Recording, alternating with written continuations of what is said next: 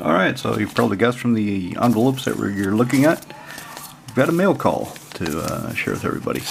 Let's see what I got. Of course, I know what I got because I ordered them. What's this? Lotto Arena Antwerp. Who? Wow, looks like a metal band.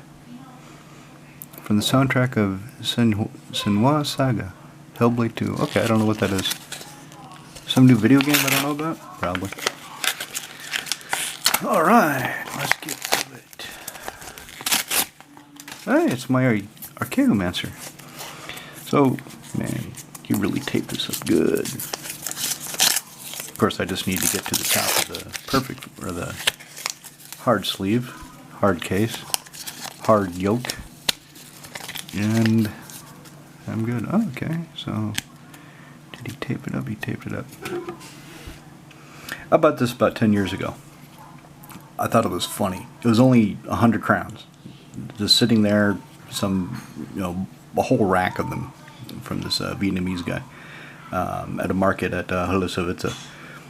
So I bought it for 100 crowns because I thought it was funny.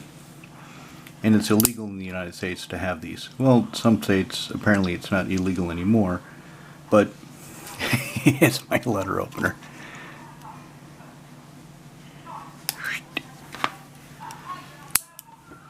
Yeah, I don't carry it with me. I keep it at home, and sometimes I just play with it.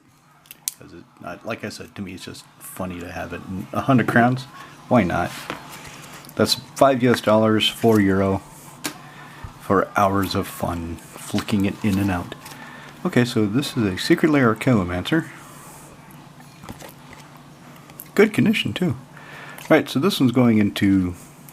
How does the sleeve work? Oh, it's a side sleeve. I don't use those. Man, that's in perfect condition. That's fantastic. This is going into Brago. I took Brago's Archaeomancer, the French one, out for Reaper King. So Brago gets his Archaeomancer back. Let's put that there so you can see it. Wow, this is professionally packaged. Look at that. That's professionally packaged. So, let's tear into it. Open.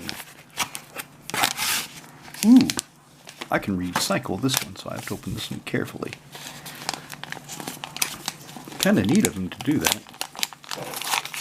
So hard outer sleeve, soft inner sleeve that's recyclable. So I'll be green, I'll recycle it. I mean, he didn't even put my name on it, so it's perfect. If I sell any more cards in MKM, use that.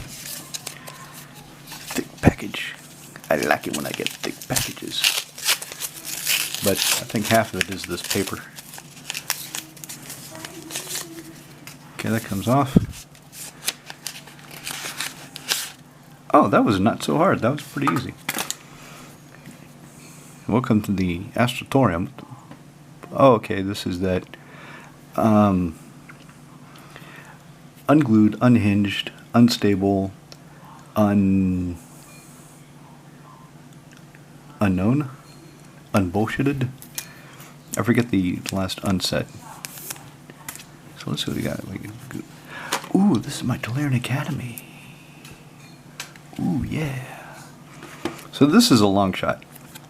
The reason I got this, so this was advertised as good condition, but that's more like EX. That's more like excellent condition. That's really nice. That is now the best Tolarian Academy I possess, and I possess 3 of them. This is the 3rd one. Reason I bought this is, as most of you know, we are going to 4 tiers of Commander. 4 tiers of EDA. Whatever the hell the tiers are. Nobody really understands it yet. They've released some tidbits, like Dranith Magistrate is going to be tier 3, Armageddon tier 4, which is supposed to be the super salty, powerful tier. And a lot of people, including me, are buying up some of the ban list cards, some of the current ban cards in ADH, expecting them to get unbanned. Tolarian Academy is a long shot, but it's one of the ones with the most upside. So if Tolarian Academy gets unbanned, and personally, I hope they do. I hope they dump almost the entire ban list. Tulane Academy, Sundering Titan, Primeval Titan, Recurring Nightmare. Just dump all that in Tier 4, because a lot of people want these cards unbanned, and just watch it burn. Watch the salt. Watch people, when they get what they want, because they want to play with these cards. I want to play at Tulane Academy. I don't want to play in a deck, play against a deck with it, though. No. No. I used to play this card, and I used to play against this card, and I can tell you, the people that say, oh, it's safe for an unban, oh, it's not that bad, you don't know what the hell you're talking about. Nope. This card, and lads in my play group, what's bad about Tulane Academy? You were in Gaia's Cradle, and you're making a shitload of mana with Gaia's Cradle. Yeah.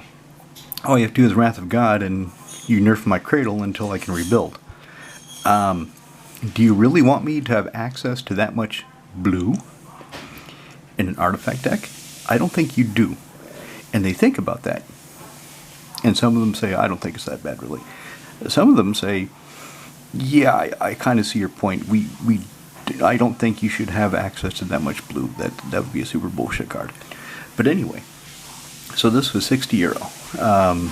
70 including shipping. Another €10 for the other cards I got. And my expectation, if it gets unbanned, it will hit 500. It will be on par with Gaia's Cradle in price in about a week, maybe 2 weeks. People will go mad for it. All the cheap copies will get bought out. Shoop, gone into a deck. And I expect that within 45 to 60 days, month and a half to 2 months, it'll be kissing €1,000. That's my expectation. Your mint will be kissing €1,000 in about 2 months if they unban it, because it's just that good. So I have 3 copies. If they do unban it, and depending on my play group and I decide how we're going to play, because we've got options. We can ignore the banning or ignore the tiers and keep playing the way we're playing. We can decide, okay, we're going to cap our games at Tier 2, Tier 3. We're not going to do Tier 4. I don't want to do that. None of the other lads want to do that, which is going to force me, I'm sure, to reorganize probably all my decks. I'm pretty sure all the decks that I play normally have at least one Tier 4 card. Replenish will probably be Tier 4. Serra Sanctum will probably be Tier 4. Dual lands, even though all they do is fix your mana, probably Tier 4. Gaia's Cradle, I expect that too. So I have to take my Cradles out. I'm not looking forward to it, in a way. In another way, it's kind of exciting to have to go through all my decks and power them down to reorganize them for a different tier. So there's that duality going on in my head. I can look at both ways and see both sides of it, and both sides, I'll just make the best of it. But if we do go for Tier 4, Austrushna will probably do Tier 4. So, Austrushna, because of the environment, nobody will probably want to power down, and I can play Tulane Academy if it gets dropped into Tier 4. So I've got 3 copies now. My worst condition copy, if it gets unbanned, I'll wait about a month maybe and see what the price is and then post it for sale. The other 2, one would go into Shroom. I would elevate Shroom into a more powerful deck, give her back her Disciple of the Vault for that infinite combo kill. Just go all out of Strushna. The second copy, I would look at Nekazar, because he has enough artifacts to make it interesting. He's got about 15 artifacts, which is, you probably want at least 15 to run Tulane Academy, because you don't want, if you play it and it taps for 2 or 3 blue, that's pretty impressive, but yeah, it's not that cool. If you've got 6 artifacts out and you're tapping it for, that's a lot better. Shroom is almost all artifacts, so she'd be tapping for a lot. But anyway, that's why I bought the Academy, as a long shot financial gamble. And this copy will be the one that I keep. And like I said, I'll take my worst copy, if they unban it, and sell it in about a month after any unban. What else did I get? I got this just for the art. This is, I don't even really know what it does. 6 mana for a 2/3 spirit. Target creature is unblockable. That's pretty crappy. Transmute for 3. So 1 blue, throw it away. Go find a card in your library for 6 mana. Maybe I do want to play it. But anyway, I love that art. Mark Nelson. I don't know how many other cards he did, but I love that the use of color in this. I like her expression. She's just like, yeah, whatever, go away. This dude is becoming, I guess he's become unblockable. Not sure really what's going on with the art, but I just like it. It just really appeals to me. So I also got, yeah, flip these around. Okay, I got Ulceron Vampire. There's a combo with him. I forget the exact combo, but there's an infinite. I'm not going to do it. I just wanted that for the art. I really like it. It just looks cool to me. I'm thinking maybe I'll run it in Edgar Markov, though, because he's a cheap vampire, 2 for a 2/2, comes to play tapped, but I can cast him out of my graveyard if I gain life. So it's a way of recovering. It's a way of recurring. Even though Edgar really doesn't need it, because he doesn't really have a problem with recovering after a board wipe. Reaper King does, but when I talk about my experience playing Reaper King, I'll explain that, how I realized I have a recovery problem I have to solve. So I got that. I got these from my buddy Nostruzna. He built Modern Burn, but the version with what is it? The enchantment, 1 in a red, put in play. Players cannot gain life. At the beginning of each player's upkeep, they lose 1 life. I forget what it's called. I should know because I bought 4 myself for my burn deck.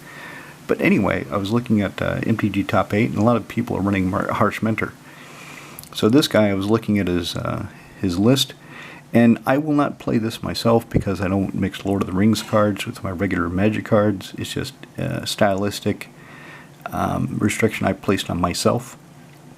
It doesn't really make any sense to anybody but me, other than the fact that I just don't want to mix Universes Beyond into Magic the Gathering.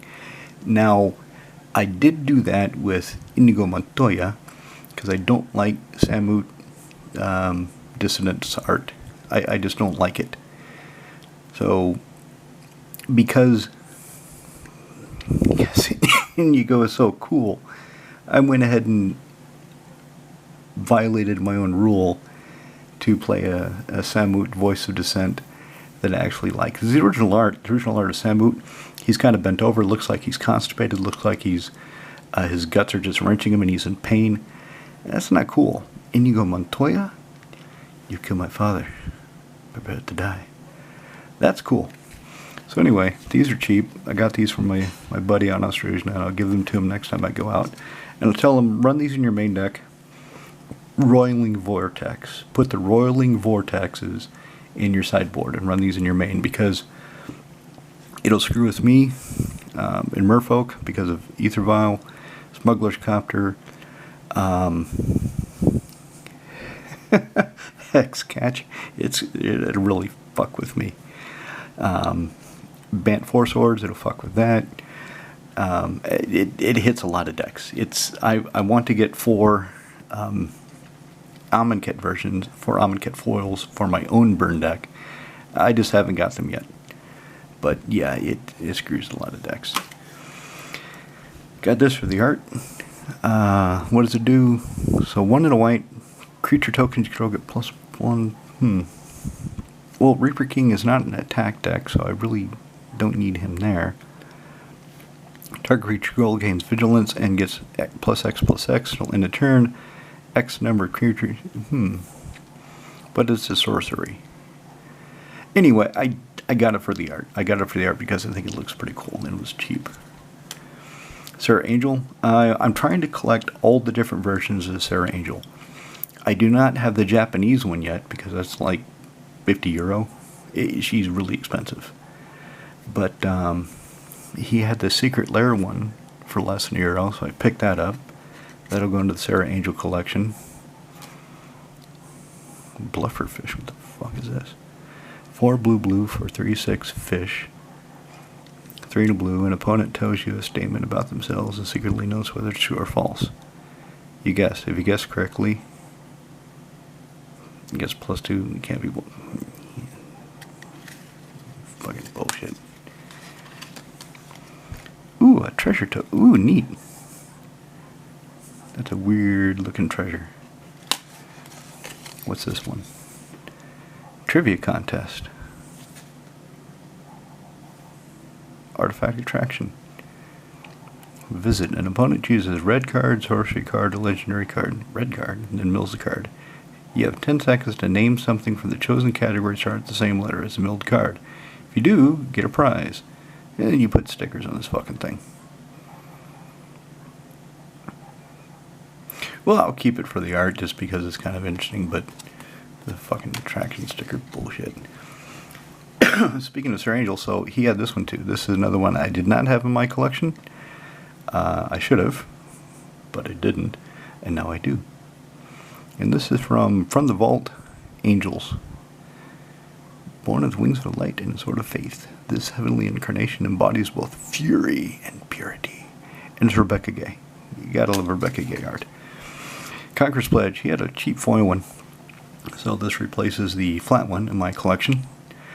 I'm not playing it in my Reaper King deck because I'm trying. I decided to go more for. I want token generators that pump out tokens every turn. So some kind of permanent that pumps out tokens every turn. And if I have something that creates a spell, not a permanent, but just a spell that creates tokens, I want it to be instant. Therefore, I have March of Multitudes and Grand Crescendo because I can instantaneously create the tokens. And also I got this. I had one of these a long time ago. I don't remember what I did with it, but I just like it. I like the frame. I like the kind of the wood effect in the text box. I don't know if you can see it clearly. Visually this card is very satisfying for me. I like the Planar Chaos set symbol, and I like the duality. So Sedge Troll is a red card. This is a color shifted Sedge Troll for those of you that don't know. Sedge Troll is 2 and a red for a 2/2 troll. I don't know if it's got another type yet. And it gets +1/+1 as long as you have a swamp. And it gets in black and regenerated. Well, this one they shifted it to green, and they gave the plus and the ability to Green's ally. And the quote references Sedge Troll. I forget the quote, but I think it's something about coming in and seeing a pot simmering on the fire of the troll and not knowing what it is, and seeing the troll push something back down before you can identify it. You know, really nasty shit. And this guy, he's a, kind of a ascetic, not so much a cleric, but an ascetic. Anyway, that's what I got, and that's why I got them. Let me get a flash for the thumbnail, and of course I've got to get that academy in there because that's the people are going to want to see. They're like, he has an academy. Why? How's that? Is that in focus? Focus. That's pretty good. All right, cheers.